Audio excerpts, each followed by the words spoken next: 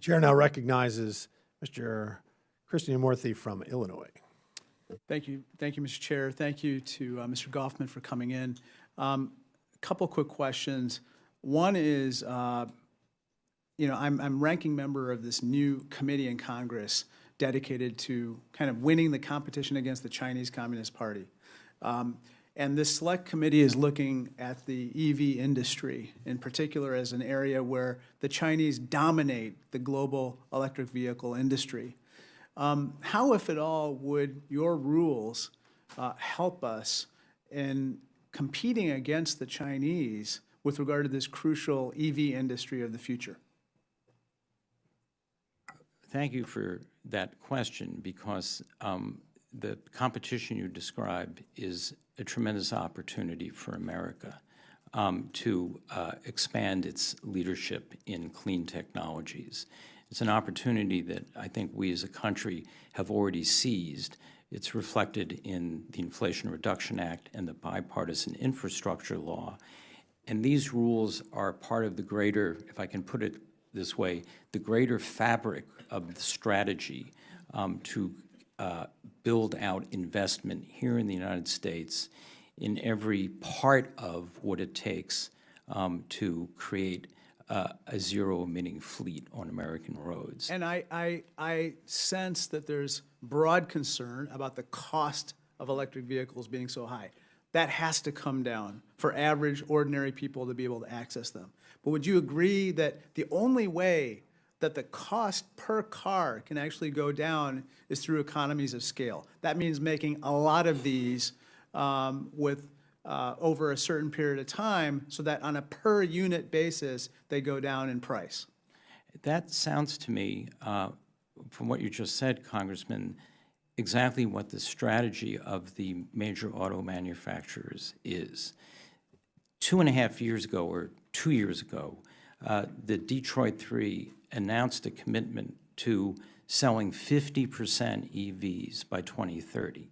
And at least one of those companies followed up that announcement last fall by saying that its commitment was to make 100% new car EVs by 2035. Was that General Motors? General Motors, yeah. And that seems to be perfectly aligned with what you described. So what you're saying is you're describing what the private sector is already doing. Correct. I met with GM CEO Mary Barra yesterday in Detroit, along with Mike Gallagher, my chairman, and several bipartisan members of this committee. Detroit is already ahead of the game. They are already doing what you are prescribing within these rules. So the question to me is this: how else do these rules help us? It appears that it helps to reduce carbon dioxide and greenhouse gas emissions.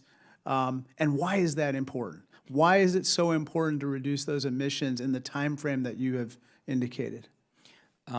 Well, it's important for several reasons. First of all, these rules again, work in partnership with the investments that Congress has already made, so that what we're creating is not only by we I mean the administration and Congress, is very powerful incentives to support what the private sector is planning to do.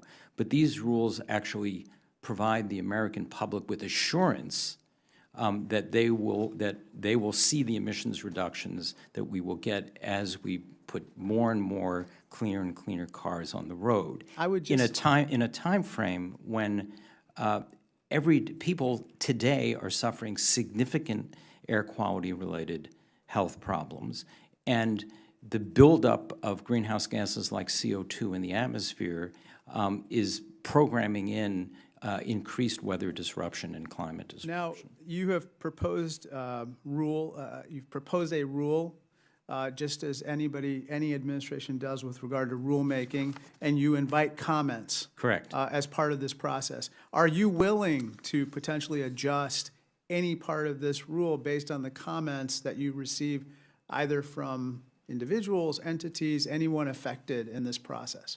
We've designed the proposal to capitalize on the opportunity that commenters will provide us.